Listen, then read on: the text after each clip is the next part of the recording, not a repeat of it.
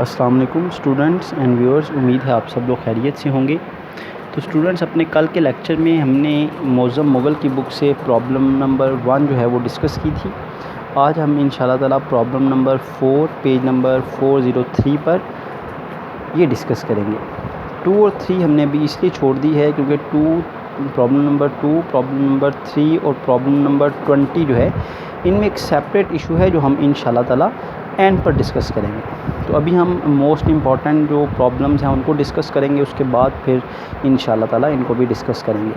तो problem number 4 जो है वो मिस्टर खालिद जावेद की है। मिस्टर खालिद जावेद जो कि एम्प्लॉय है किसी होटल का। आप अपनी बुक्स पर देख सकते हैं, पेज नंबर 403 बुक साथ ओपन कर लें। Mister Khalid Javed is a chief accountant of a blue star hotel. ये देखें, ये प्रॉब्लम है जो हम करने जा रहे हैं। Mister Khalid Javed is the chief accountant of blue star hotel. He had furnished the following particulars of his income for the tax year ended 30 जून 2019। तो हमने ये वाली प्रॉब्लम आज करनी है जी इंशाल्लाह ताला। आप सब लोग अपनी नोटबुक निकाल लें और क्वेश्चन को साथ साथ कोशिश करें कि आप लोग नोट कर लें। हेडिंग जैसे मैंने कल भी बताया था कि सेम रहेगी हेडिंग, सिर्फ ऊपर नाम देखें चेंज हुआ है, बाकी सब चीज़ें tax year ended, residential status, ये वाली लाइंस आप देखें बिल्कुल सेम है। तो डबल लाइन आपको पता है इस फॉर्मेट में हम लगाते हैं। एक इनर कॉलम है, एक आउटर कॉलम है। इनर कॉलम जो है वो वर्किंग के लिए है और आउटर कॉलम जो है वो टैक्सेबल आइटम्स को लिखने के लिए है।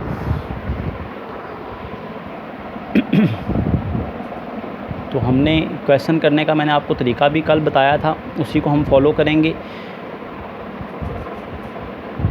टैक्स के न्यूमेरिकल में ये ज़रूरी नहीं कि आप पूरा क्वेश्चन पहले सारा पढ़ें फिर उसके बाद करना शुरू करें। आप स्टार्ट करें फर्स्ट आइटम से, क्योंकि ये तरतीब होनी है सेक्शंस के हवाले से। सबसे पहले इनकम फ्रॉम सैलरी आपने लिखनी है, फिर इनकम फ्रॉम प्रॉपर्टी, फिर बिज़नेस, फिर कैपिटल गेन और फिर अदर सोर्सेज। दैट्स वाई जो इनकम फ्रॉम सैलरी के आइटम होंगे उन्हें पहले हम लिख लेंगे। जो जो चीज़ें इनकम फ्रॉम सैलरी की नहीं होंगी उनको हम मार्क करते जाएंगे, उन पे हल्का सा डॉट लगा देंगे ताकि हमें पता हो भाई हमने इन चीज़ों को बाद में ट्रीट करना है। तो सबसे पहले इनकम फ्रॉम सैलरी सेक्शन 12,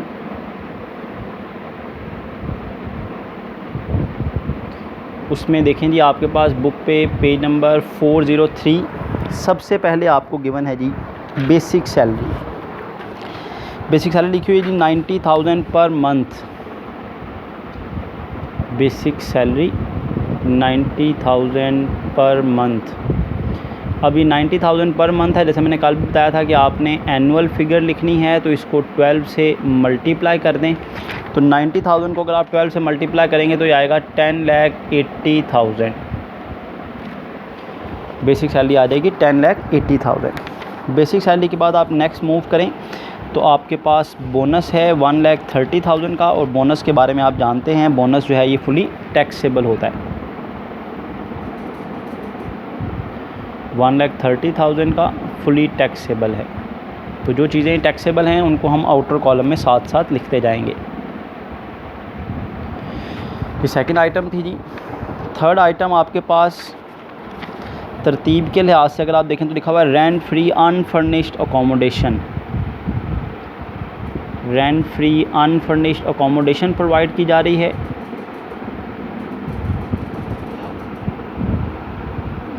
अब ये अकोमोडेशन चाहे फर्निश्ड हो चाहे अनफर्निश्ड हो, टैक्स ट्रीटमेंट पर कोई चेंज नहीं, कोई डिफरेंस नहीं आएगा। रेंट फ्री अनफर्निश्ड अकोमोडेशन उसे प्रोवाइड की जा रही है उसके एम्प्लॉयर की तरफ से। तो अगर फर्निश्ड या अनफर्निश्ड अकोमोडेशन प्रोवाइड की जाए तो इसकी टैक्स ट्रीटमेंट ये है कि हम मिनिमम टाइम स्केल का 45% ले लेते हैं। अगर ये बिग सिटी में हो तो बताया ना हो तो बिग सिटी ही कंसिडर करते हैं। इस क्वेश्चन में टाइम स्केल भी गिवन है, 80,000 पर मंथ है जी टाइम स्केल। इसको पहले 12 से मल्टीप्लाई करेंगे ताकि एनुअल आ जाए, तो ये आ जाएगा 9,60,000। इस 9,60,000 का हमने 45% लेना है। इस 9,60,000 का हमने 45% लेना है। जब आप 9,60,000 का 45% लेंगे तो आपके पास 4,32,000 आ जाएगा। 4,32,000 आपके पास टैक्सेबल हो जाएगा। तो मैंने बताया था हर फिगर हमने एनुअल बेसिस पर लिखनी है। तो 80,000 पर मंथ है, 12 से मल्टीप्लाई किया 9,60,000 आ गया, फिर उसका 45% ले लिया। 45% इस वजह से कि हमने बिग सिटी उसे कंसिडर कर लिया। उसके बाद फोर्थ आइटम है जी सैलरी ऑफ माली एंड चौकीदार borne by employer. Domestic servants हैं, उसकी सैलरी एम्प्लॉयर पे कर रहा है, फुली टैक्सेबल है।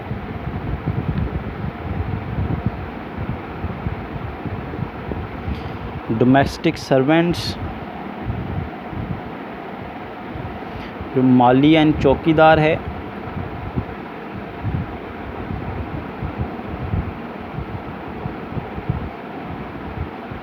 वही वर्डिंग जो बुक में इस्तेमाल की गई है। वो 10,000 पर मंथ है, 10,000 भाई पर मंथ है, तो आपने एनुअल लिखनी है 12 से मल्टीप्लाई करके, तो ये आ जाएगा 1,20,000। तो हर अमाउंट जो है वो एनुअल बेसिस पर लिखनी है जी। आपने तरतीब से आगे चलें। उसके बाद लिखा हुआ जी रेफ्रिजरेटर प्रोवाइडेड। जैसे मैंने बताया था प्रीवियस लेक्चर में भी, जब हम प्रॉब्लम नंबर 1 कर रहे थे, कि आपने देखना है कि ये जो रेफ्रिजरेटर है या कोई भी एसेट है, ये आपको हमेशा के लिए प्रोवाइड कर दिया गया है या यूज़ करने के लिए प्रोवाइड किया गया है। तो इसकी इंडिकेशन ये है कि अगर डेप्रिसिएशन रेट दिया हो ना, तो समझ लें कि ये आपको यूज़ करने के लिए दिया गया है। तो डेप्रिसिएशन रेट गिवन है, तो आपने क्या करना है, इस रेफ्रिजरेटर की वैल्यू पर डेप्रिसिएशन रेट अप्लाई कर देना है। रेफ्रिजरेटर की वैल्यू है 85,000, इस पर डेप्रिसिएशन का रेट 10% गिवन है आपको, वो अप्लाई कर दें, तो ये आ जाएगा 8500। अगर ये डेप्रिसिएशन का रेट गिवन ना होता तो हम इसे कंसिडर करते कि ये हमेशा के लिए हमें प्रोवाइड कर दिया गया है, तो फिर हमने इसे पूरी अमाउंट इसके ले लेनी थी। उसके बाद पॉइंट नंबर 6 है जी, तरतीब से हम चल रहे हैं, बुक की तरतीब से लिखा हुआ है conveyance provided by the employer for personal and official use. Conveyance provide की गई है पर्सनल और ऑफिशियल यूज़ दोनों के लिए। तो कन्वेंस अगर बोथ पर्पज़ के लिए प्रोवाइड की जाए,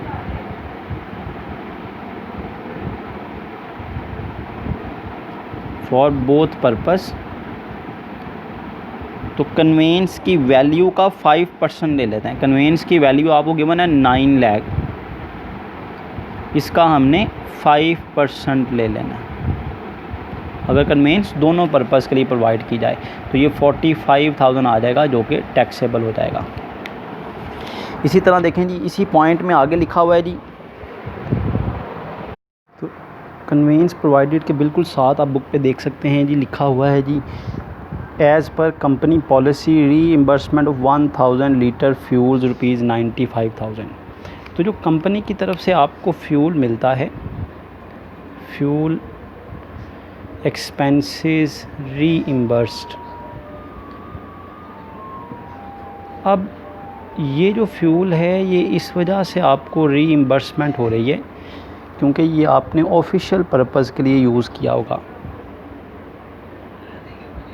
तो 1000 लीटर्स जो फ्यूल जो आपने कंज्यूम किया है, जिसकी वैल्यू 95,000 है, ये फुली एग्जेम्प्ट है। तो जितना भी फ्यूल रीइंबर्स होगा, इसके एक्सपेंसेस जो रीइंबर्स होंगे, ये फुली एग्जेम्प्ट होंगे। 7th आइटम है जी pick and drop facility provided by the employer 45,000 for first 3 month of his employment. Pick and drop facility जो एम्प्लॉय को प्रोवाइड की जाती है, ये फुली एग्जेम्प्ट होती है।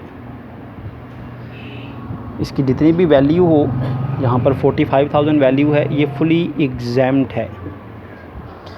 उसके बाद 8th आइटम है reimbursement of medical expenditures. Medical facility है, इसके बारे में हमने पढ़ा हुआ है जी कि अगर ये रीइंबर्समेंट जो है, अगर ये according to the term of employment हो, तो ये फुली एग्जेम्प्ट है। तो ये लिखा हुआ है साथ देखने ब्रैकेट में, under the term of employment, तो ये 35,000 फुली एग्जेम्प्ट है। अब आपने बड़ा मुहतात हो जाना है, क्योंकि अगर मेडिकल एक्सपेंसेस रीइंबर्स हो जाए, मतलब मेडिकल की सहूलत आपको किसी भी शक्ल में मिल जाए, उस सूरत में अगर मेडिकल अलाउंस भी मिल रहा हो, आप देखें इसके वेरी नेक्स्ट आइटम है, आइटम नंबर 9 पेज नंबर 403 पर मेडिकल अलाउंस। आप देख सकते हैं कि इस प्रॉब्लम में उसको मेडिकल फैसिलिटी भी मिल रही है, मेडिकल एक्सपेंडिचर रीइंबर्स भी हो रहे हैं और मेडिकल अलाउंस भी मिल रहा है। तो ऐसी सूरत में मेडिकल अलाउंस फुली टैक्सेबल हो जाता है। इसका जो वो एग्ज़ाम थी ना 10% मेडिकल अलाउंस, वो एग्जाम्शन नहीं मिलती, क्योंकि एक बार आपको मेडिकल एक्सपेंडिचर रीइंबर्स हो गए हैं। मेडिकल एक्सपेंडिचर रीइंबर्स होने का मतलब ये फैसिलिटी आपको मिल चुकी है, ये एग्जाम्ड है, तो फिर मेडिकल अलाउंस फुली टैक्सेबल होगा।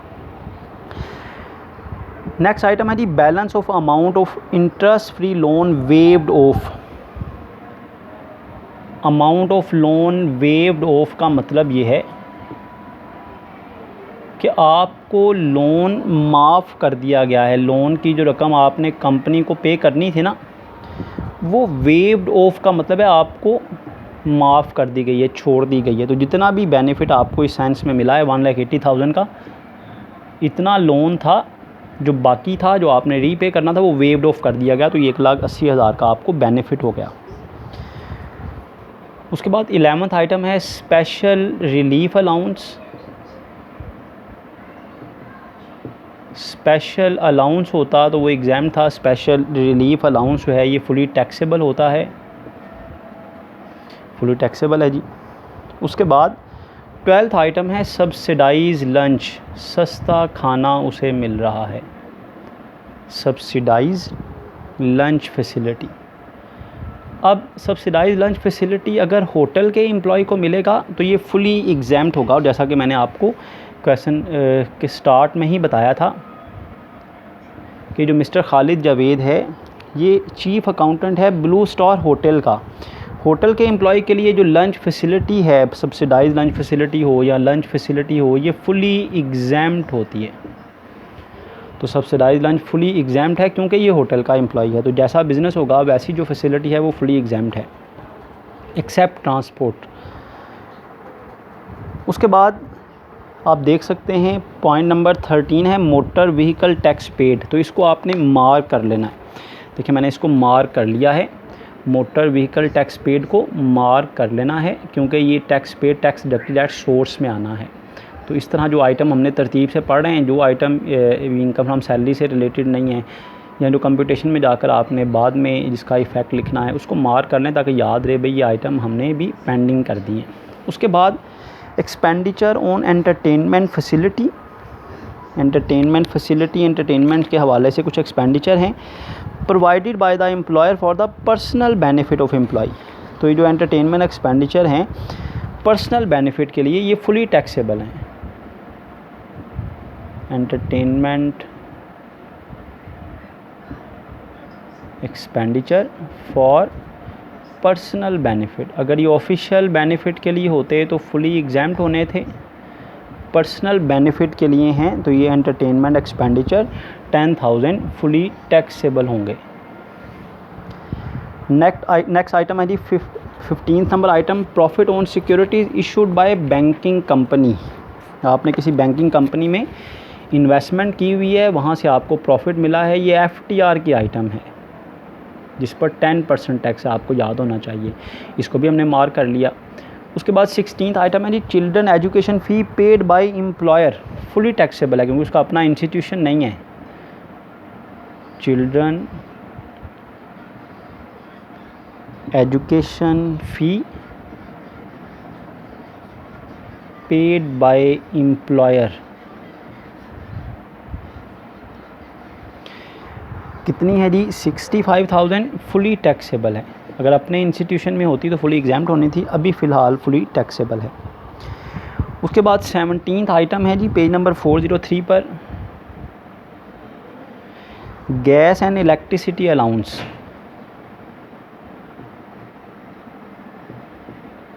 यूटिलिटी अलाउंस है जी, गैस एंड इलेक्ट्रिसिटी अलाउंस जो है ये फुली टैक्सेबल है 48,000। नेक्स्ट पेज पर आ जाएं जी, 18th नंबर आइटम है 404 नंबर पेज पर termination compensation receive from previous employer. Termination compensation, तो ये भी हमने डिस्कस किया हुआ है फॉर्मेट में कि टर्मिनेशन कंपेंसेशन जो है ये फुली टैक्सेबल है। 1,90,000 इसकी अमाउंट है जी, फुली टैक्सेबल है। उसके बाद 19th नंबर आइटम आप देख सकते हैं, लिखी हुई है जी tax deducted at source from salary, ये भी टैक्स पेड इन एडवांस में आएगा। उसके बाद 20th आइटम है cash loan from father to purchase plot, तो जो लोन होगा फादर से, मदर से, सिस्टर से, ब्रदर से या किसी फ्रेंड से, ये इनकम फ्रॉम अदर सोर्सेज में लिखा जाता है, इसको भी हमने मार्क कर लिया। 21th लास्ट आइटम है free coupon for dinner for employee and his family, बेशक ये होटल का एम्प्लॉई है लेकिन जो डिनर फैसिलिटी मिली है, फ्री कूपन मिले हैं, बेशक होटल के एम्प्लॉय को मिले हैं, एम्प्लॉई उसकी फैमिली के लिए, ये फुली टैक्सेबल होंगे। Free coupon for dinner,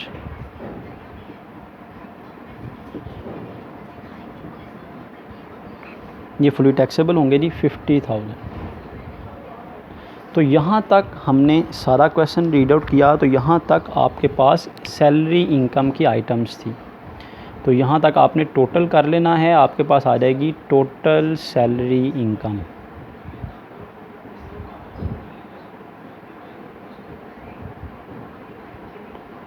first item से लेकर ये लास्ट आइटम तक आप टोटल करें तो आपके पास टोटल सैलरी इनकम आ जाएगी।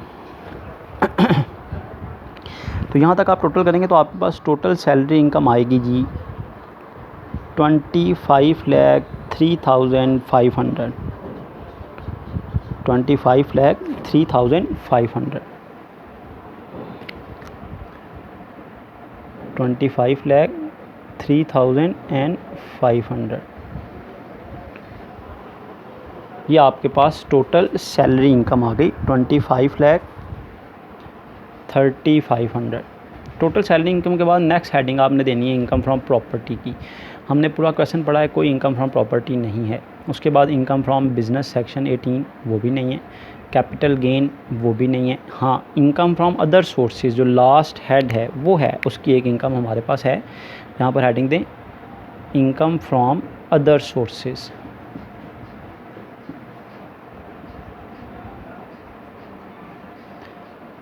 थर्टी 37 नंबर सेक्शन है। इनकम फ्रॉम अदर सोर्सेज की एक ही आइटम थी आपके पास, that is cash loan from father.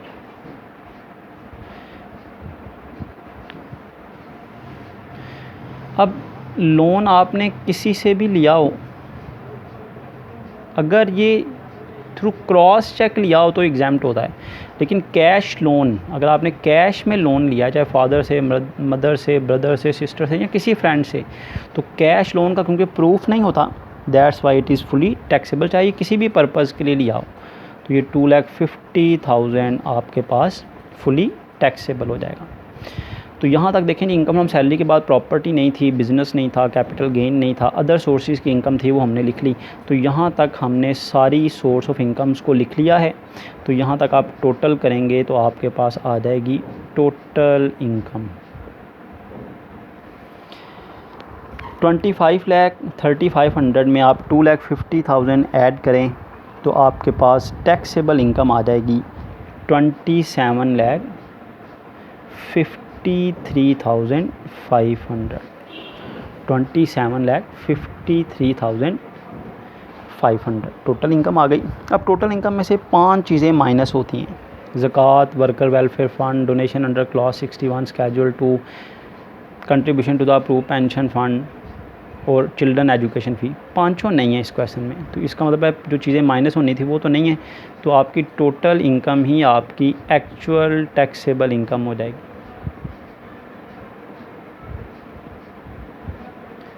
जो 5 डिडक्शन थी वो है ही नहीं है, तो यही आपकी एक्चुअल टैक्सेबल इनकम हो जाएगी 27,53,500,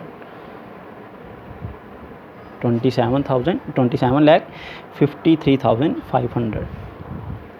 अब एक्चुअल टैक्सेबल इनकम में आप शेयर फ्रॉम एओपी ऐड करते हैं, क्वेश्चन में शेयर फ्रॉम एओपी भी नहीं है, तो आपने इसी इनकम पर टैक्स कैलकुलेट कर लेना है। Computation of tax payable,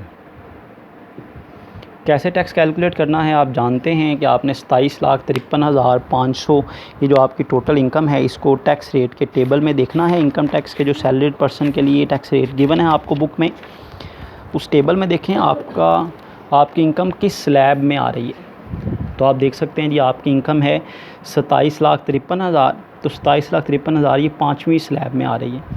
5th slab की रेंज ये है कि अगर आपकी इनकम 25 लाख से ज़्यादा हो लेकिन 40 लाख से ज़्यादा ना हो तो इस स्लैब में आप जो टैक्स रेट है वो अप्लाई होगा। और वो टैक्स रेट क्या है, 65,000 फिक्स है और 15% टैक्स है अमाउंट एक्सीडिंग 25 लाख।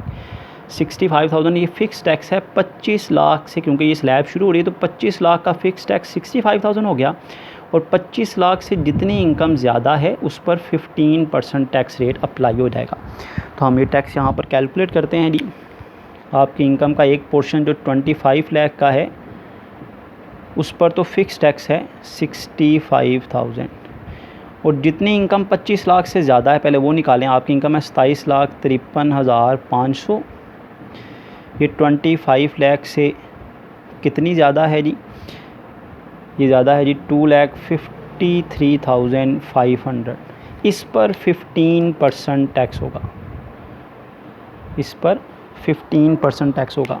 अब 2,53,500 पर 15% टैक्स आप अप्लाई करें तो देखें कितना टैक्स आता है जी। 2,53,500 पर वो आ गया जी 38,025।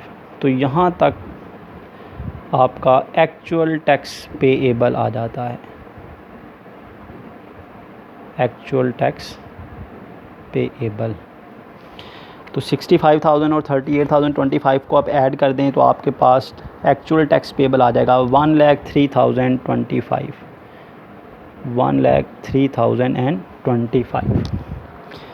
1,03,025 आपके पास एक्चुअल टैक्स पेएबल आ जाएगा। अब ये एक्चुअल टैक्स पेएबल जो है ये सेकंड स्टेप में कैलकुलेट होता है जी। एक्चुअल टैक्स पेएबल के बाद नेक्स्ट स्टेप क्या था, एक्चुअल टैक्स पेएबल के बाद नेक्स्ट स्टेप है जी आपके पास वो है add tax on separate block. Actual tax payable से स्टार्ट करते हैं जी। एक्चुअल टैक्स पेएबल में आपके पास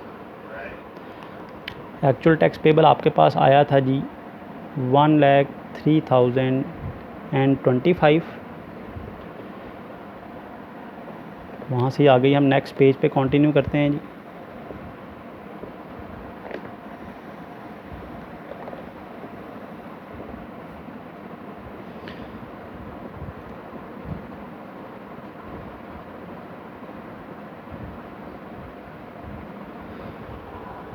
एक्चुअल टैक्स पेएबल था जी 1,03,025। एक्चुअल टैक्स पेएबल के बाद add tax on separate block नहीं है। फिर स्टेप नंबर 4 पर आ जाएं, जो सीनियर सिटीज़न और डिसेबल पर्सन की रिबेट है वो भी नहीं है। फिर स्टेप नंबर 5 पर आ जाएं, वो है टीचर्स रिबेट, वो भी इस क्वेश्चन में नहीं है। 6 स्टेप है जी फॉरेन टैक्स क्रेडिट, वो भी इस क्वेश्चन में नहीं है। 7 स्टेप है जी एवरेज रिलीफ, वो भी नहीं है। 8 स्टेप यहाँ पर है जी tax deducted at source, less tax deducted at source. तो अब आप देखें जी आपने जिन जिन चीज़ों को मार्क किया हुआ है ना उनको देखें जी वो कौन से टैक्स एट सोर्स जो आप पे कर चुके हुए हैं। एक पॉइंट नंबर 13 है जिसको आपने मार्क किया हुआ है motor vehicle tax paid.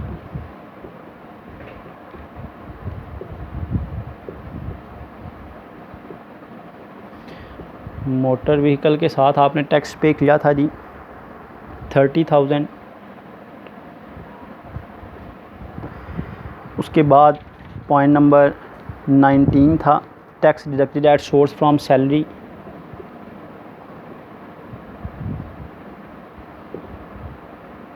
From salary, इन दो चीज़ों को आपने इस हवाले से मार्क किया हुआ था। टैक्स डिडक्टेड फ्रॉम सैलरी है जी 70,000। तो ये total tax deducted at source की अमाउंट आपके पास है 1 लाख। तो क्या करें जी, एक्चुअल टैक्स पेएबल में से ये टैक्स डिडक्टेड एट सोर्स जो है वो माइनस कर दें। 1 लाख का tax deducted at source minus कर दें तो आपके पास आंसर आ जाएगा net tax payable with return 3025। Net tax payable with return, ये आपका फाइनल आंसर होगा, ये 5 सोर्स ऑफ इनकम के हवाले से। अब आपने क्या करना है जी, अब आपने मार्क किया हुआ एक आइटम को, जो हमने कहा था FTR की आइटम है, तो अब यहाँ पर आपने सेपरेटली टैक्स अंडर FTR ये कैलकुलेट करना है। Tax under FTR,